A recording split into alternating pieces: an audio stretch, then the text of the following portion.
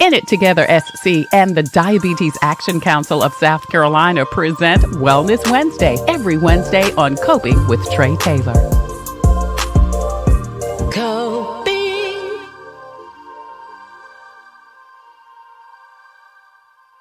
The first thing I want to know from both of you is what attracts you? What is attractive to you from a woman? Pat, I'll let you start first. Yeah, I would say, well, thank you again for having me on the show, Trey, and good to meet you, Deon. For me, I think it's respect is top of the list for most guys, that he feels and is embraced for who he is, but respect is very important. And I'm 48, so I'm going back to when I met my wife when I was 16. That was still important to me. I think the other thing that is really important is, somebody who's willing to support you. And that's not only in the good times, it's in the bad times. I lost my father some years ago. My wife was right there. I've gone to counseling. Without judgment, my wife has supported me in all of these spaces. So I could go on and on and on, but I would say respect, definitely someone that embraces you for who you are, and then support. That support is not just when it's high, but also when the tide is low. Yeah. Deon, how old are you? Are you in your 40s or 30s? By the blessings of God, last year, October the 8th, I was allowed to turn 40. And so I'm in the 40 club now. I'm glad to be here. It's a beautiful place. Welcome in. It is a beautiful place. Welcome in. Thank you for having me. So Deon, Patrick talked about respect. What does respect mean to you? What does that mean? Respect is, you hold me to the same regard that you would have me to hold you to. I think that when they talk about relationships and things of that nature, it's always important to not put everything in a box when it comes to that, because given the type of relationship that it is, that understanding may be different. If I'm making any sense. You follow what I'm saying? Yeah. You don't? Okay, yeah. So whatever, because I think oftentimes a lot of people, when you talk about relationships, and I'm glad that you're on here, people automatically assume that it's supposed to be a certain way, whatever picture type they need or deem it to be. But the truth of the matter is, I think the two parties come together and they establish what that means to that relationship specifically, not looking at any other object or what somebody else does, but whatever that relationship needs in order to thrive. Right. Yeah. Right. That's interesting that you say that. So you're saying, in essence, it may not look like someone else's relationship, that everyone's relationship is different, traditional, non-traditional, or not. Yeah. Mm-hmm. Yeah. So Patrick, what is a turnoff to you? And again, it's you are married and have been married, for 20 some odd years. So and you married your high school sweetheart. So yeah. Hey, you a real life story. Everybody, I listen. I'm serious. I know two other people in my whole life that have this story, and so you're a walking anomaly, brother. We appreciate these stories. Share with us. He is. He's a Black History Month. Right. It's funny, man, because I didn't know I was going to marry her when I was in high school. I was 16. Yeah. I was thinking like a 16-year-old. But at that point in my life, I played sports. I was athletic. I was raised around a bunch of. I was in the neighborhood. I was grouped in Saxon homes, and it was fairly easy to get what 16-year-old boys wanted at that time. And I will never forget when she and I really got serious. It's the first time she said to me, "If you want to date me, you're going to have to go to college." And I wasn't planning to go to college. Wow. She was 17. So it was the rejection almost that kind of like, oh, you're not feeling me like that. So it shifted everything, the way I thought, where I sat in the lunchroom, the way I spoke to her, because the way I spoke to girls at that time wasn't the most appropriate way, but she had a standard. And for me, it was like, so that was appealing to me, years and years later, as we got closer and closer to each other. I went to college, she was in college. There were still things I really wanted to be intimate with her at that time. I'm being very transparent. Yeah. She was not interested in that at all. And so her father, God bless him, was one of the ones that said to me straight up, this is my only daughter. Mm. And if you're going to date her, you're going to have to do these things. And one of them was respecting her. And so that was, new for me, because like I said, where I grew up, it wasn't that wasn't a conversation. Right, so right. She's captured me in that way. And that's been the longevity of our relationship. But to your question about what's a turnoff, I think it's the opposite of that respect conversation. I think it's when a guy is being blasted for not being what she might deem him as, supposed to be. He's broke, or I've seen social media posts where people go on and on about a guy not having X, Y, and Z. And those are, to me, like dead ends for a relationship, because those things, I know there used to be a saying, sticks and stones, something. Yeah, may break my bones, but names will never hurt me. Yeah. Break your bones. The men that not in 2023. The men that I worked with over the last 20 plus years, none of them have physical scars that I'm worried about. They have verbal scars that make them depressed, have anxiety, suicidal, eating disorders. They're lonely. They're married but lonely because of something that somebody said to them a long time ago. So those are turnoffs when someone is using those things as weapons against a man. That's just, you can do it. Yeah. I have daughters, and if there's nothing else that I've said to them over the years is have standards. And I'm a living example. The way that my then girlfriend, now wife, spoke to me, it was with the standard. I mean, and if you want it, you want Beyonce tickets, you're going to pay that price, right? You're going to find the money. I actually wanted her, was honestly afraid to speak to her because she was so mature. Like, she wore business suits in high school. Wow. So was she Koji? She wasn't. She's not Koji. But close enough, brother. She had the briefcase that you pop the buttons and they pop out. This is in high school. So she was about her business even then. Right. I always give credit to her parents, her mom and her dad, because they both, nobody went to college, but they had a standard for their children. All three of their children are married, all have college degrees out the yin yang, but they saw something in their children and they gave them that foundation. So even now in our marriage, there are bases to it that started when she first spoke to me about who I can be. So I trust her. Are you saying that you don't like makeup, you don't like extensions, wigs, weaves, or lashes, or are you saying there's a certain amount? It's just I agree with Patrick. I'm an 80s baby. I just turned 40. I'm an 80s baby. We was growing up, they had these little the lip gloss, and that's all it was. And to us, they was the finest thing in the world. We don't know nothing about no makeup, no lashes, we don't know nothing about them little swoop things they put right here. None of that. It was just hey, some good Jergens, motion, and a lollipop, and you was beautiful to us. Like it doesn't change. So I understand though, for women, the desire to look a certain way and present yourself, and we appreciate it as men. But I just don't, like I said, I just don't want it on my clothes all the time. That's all. What does the marrying kind mean?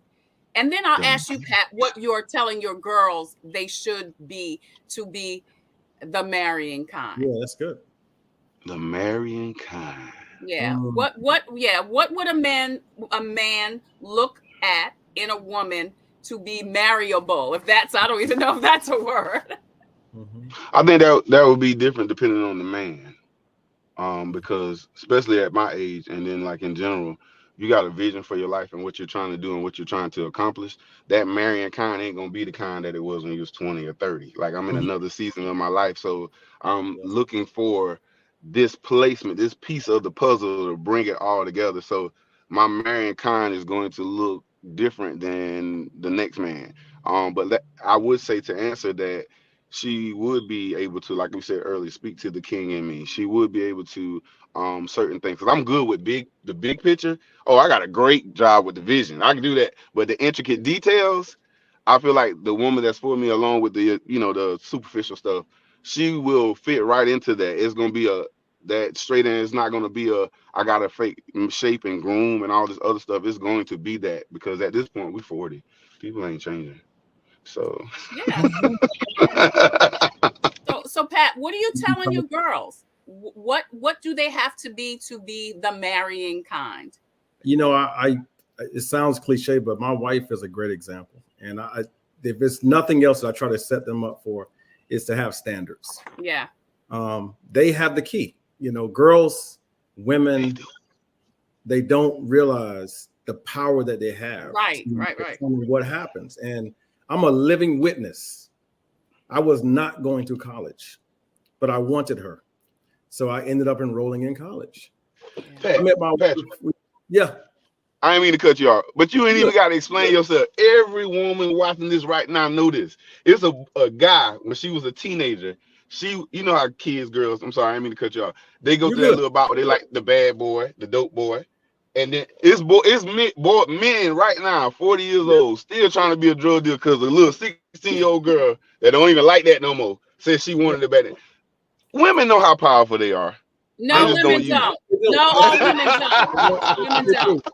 They don't. Women don't. We don't. No, I know Deon cutting up, but I don't think they do. We don't. And I see it in friends. I see it in my family, and they settle for that profile that you talking about, Deon. And when the guy they just broke up with, who was working on his broker's license, was a great guy. Yeah, he's a great guy. He's a great guy. He didn't cuss and fuss. He didn't put his hands on you, but he didn't do that. He didn't make you feel risky enough. Right. So I say for women, to my daughters, to your question, I say you have to know that you set the standard, and you got to know what is good for you. So my kids are 17 to 15. I talk about having intuition, following your guts. And if the first time you feel like that was scary, I ain't like that. I said, that's clear for you to step on off. You don't have to try to rehabilitate, correct behavior. The second thing I say to them all the time is respect for men and respect is not, bowing down. It's treating him like you want to be treated. You want to be treated. To wrap up the conversation, Deon and Pat, can you share anything about what men want in general? Pat, I'll let you start, and I'll let the single man end the conversation. I will say thank you, Trey, and it's great to connect with you, Deon, man. I'm really proud of you, follow you, love what you're doing. I say for the men, be honest with yourself. With yourself. Like I read somewhere, it says you can't heal what you don't reveal. Right. And for a lot of brothers, there are, and I'm not making this up, the majority of the guys I work with all over the country, successful NBA, NFL, these guys are broken because of things in the past. And I would just suggest to brothers, I can't speak to the ladies in this case, but to brothers, man, find a way to address that thing, whatever it is. A lot of us are holding our parents hostage for things that they didn't do. When most of our parents have done the very best that they could. At the time. At the time. Yeah. I'm going to close with this quote, and I'm going to read something that is very quick, but it says, some of us need to forgive our parents. Most of them have a childhood that they need to heal from as well. And it is, in my case, it's real. There are things that my parents, in my mind, at the time, they didn't do what I thought. But both of them did the very best that they could. And I'm grateful now in healing, I'm grateful because I understand that. But at that time, you start carrying bags on your backpack that weigh you down. But truthfully, healing and forgiveness are those two things I would offer to anybody who's listening today. Yeah, Danielle said, good for you. There's a stigma around therapy counseling. You're right, Danielle. But I think one of the things we learned around COVID is that we have got to be more conscientious about healing ourselves. I mean, if you're not going to do it for yourself, then for who? So that you can move forward. Deon, your final thoughts? Final thoughts about what men want. I don't really have an answer. I don't like answering questions like these. And the reason why I don't is because I feel like everything is going to be different depending on the man that is being asked the question. And so with that, my biggest thing is and has always been women in general, people in general, love and work on you. And I just feel like I could be wrong. Y'all ask me that I want to be in a relationship or married or whatever. Yeah, but I feel like as you grow and go, what's supposed to be a line in your life will be, you'll find it while you're working. Like while you're moving and working on yourself and healing and progressing, whatever and whoever you're supposed to be attached to, God will align y'all's paths where that thing happened when it's supposed to. I'm not coercing nothing. I'm now this is my story. I am for it. I ain't forcing nothing. If it if he listen, if he don't say D, this it, do this, it will not be nothing happening. Not happening. And I think that's when we run into doomsday, because we're trying to make something that is not. And I think women do that a lot of times. That you see a little glimpse of potential, but there's no reciprocity in it. I'd argue, Pat, if I could say that, there was something you were giving her, even though you were missing the mark occasionally. There was something that you were meeting on it. You see what I'm saying? And in some instances, for some females, they get this one thing and they run to the moon with it. And it's like everything else is so many other cons, but you just loving this one pro, and you making a lifelong decision hoping that it's just gonna magically turn. It's like, no, if it's not working, done. It goes away. Look, we can be cool, but that's not a situation for me. I'm not about to invest my emotions, my time into this situation. And so just being absolute about what you want and what you need. And that's sometimes gonna women do things challenge, and not see the challenge mother gene that makes us want to fix and take care of and solve the problems, you know? Yeah. So that's what it is with women oftentimes. And there's nothing that has... a couple of comments. Go ahead. Okay, go ahead, Pat. There's nothing in this society that has taught people how to treat men who need help. That's good. Yeah. That's good. Yeah. That's good. Yeah. Hey, the mic drop. You know, we got it. Oh, that's good. Yeah. Yeah, we got to embrace it. I mean, like Deon said, there's something in our minds that say this is not right, or this is right, or this is what you should do. But you have to be connected with your spirit, your mind, to even hear that. Mm-hmm. Yeah. You know? Most of us want to feel safe with our most vulnerable spots. I've had some moments where I've cried to like days on end, and my wife has never made me feel less than a man. She's found a way to support me, and it goes both ways. But as a man, I still feel respected in my moments of vulnerability, as opposed to somebody who takes it and they, use it. Use it. They put a knife in it. Once he has been cracked open like that, and you take it and use it, you can forget ever having him share how he really feels. Yeah. Well, you know what? I tell you, I think this whole conversation just really comes back to, again, healing ourselves, getting therapy, because I mean, something that we hear a lot. I love Joyce Meyer says, hurt people hurt people. Yes. So if the woman's hurt, she may not want to hurt him, but she is lashing out. So she's hurting him and then, hurting herself. If the man is hurt, he's hurting the woman, and then she in turn will hurt him. So it's a back and forth tennis match of hurt people hurting people who they don't really want to hurt. Mm-hmm. Well, Trey, this is the thing I've learned, and this has helped me a lot in many situations in the last 3 to 4 years. And because oftentimes, if you follow me on social media and I post certain things, I'll say sometimes about people. It's not that I'm bothered, because I understand people talk all the time. It's just redundant conversation. However, I'm always intrigued as to why. You understand? And what I've learned is, if you always look at things from the why perspective, it's rare that you run to a fence. And when you do that, now you can gain understanding, because then you begin to inquire about why is the thinking or the mindset the way it is, and you dig deeper. And I will say this, I do, because I know this from dating certain people. People don't even have beyond depth conversations, which is crazy now in this time, because we're older now. Children, businesses, all types of stuff, legacies are at stake. So it seems like those hard conversations need to happen. And with my case, because I date older women usually, it happens all the time. What's my health conditions? because I'm a veteran and I'm 40. How you already retired? Do you got high blood pressure, the gout?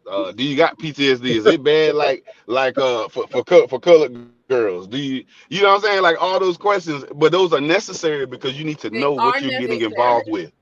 You know Yeah. what I'm saying? But yeah. No, you're right. We have to have those hard conversations. Are you HIV positive? All of those questions that we need to have. And it seems like we're uncomfortable having those conversations with people who we want to be in relationship with.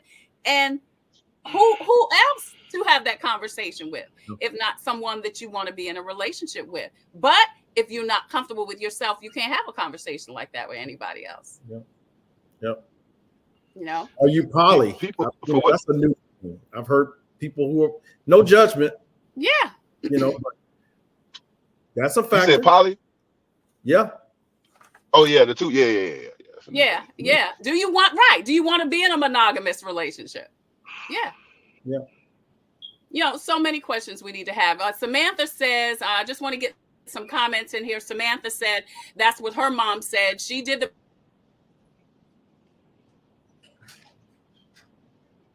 You do this with yours. Says thank you for all the different types of truly and important.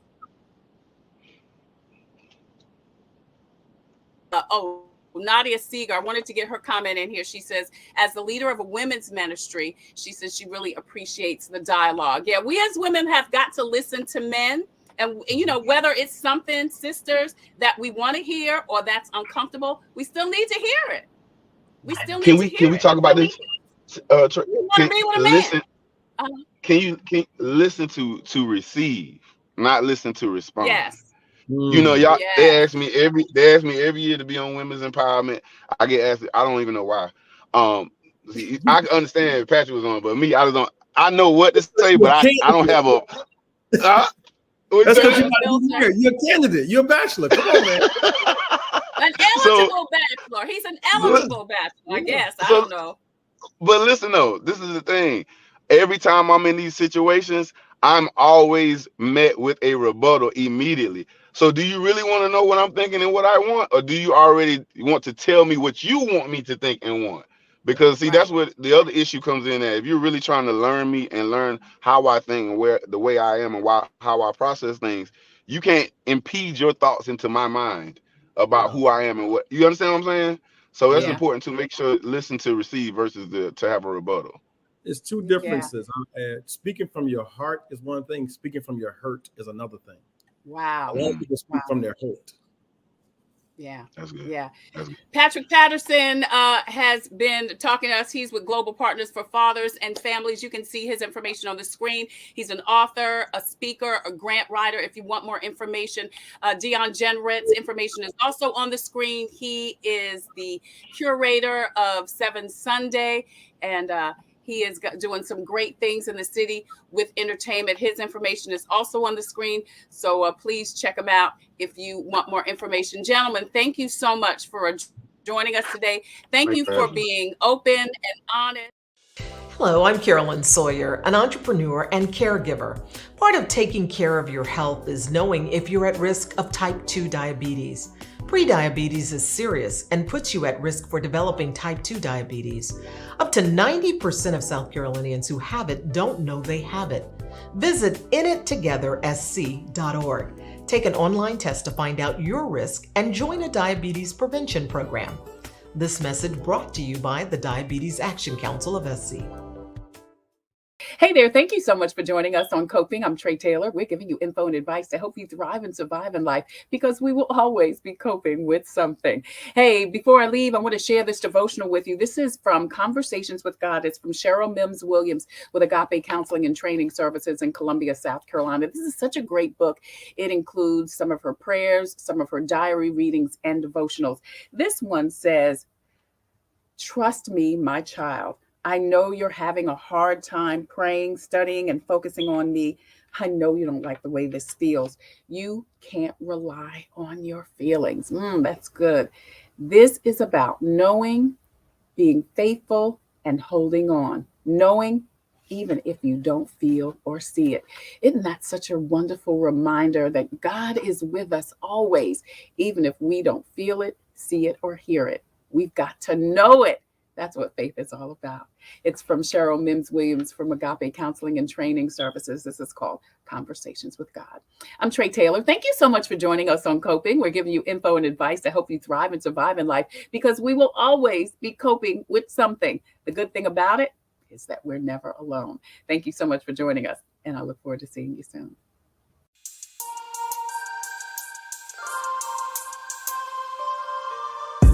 Coping, find peace of mind to survive through whatever. Coping, learning the way that we thrive all together. Coping, finding out what's real. Coping, we can heal, we can heal, we can heal. Coping with stress, coping with strife, bringing hope for success, for improving our life. Coping beyond hoping to do more than survive, ways to live a healthy life. Coping and promoting learning what you can do, 6 ways to a better you.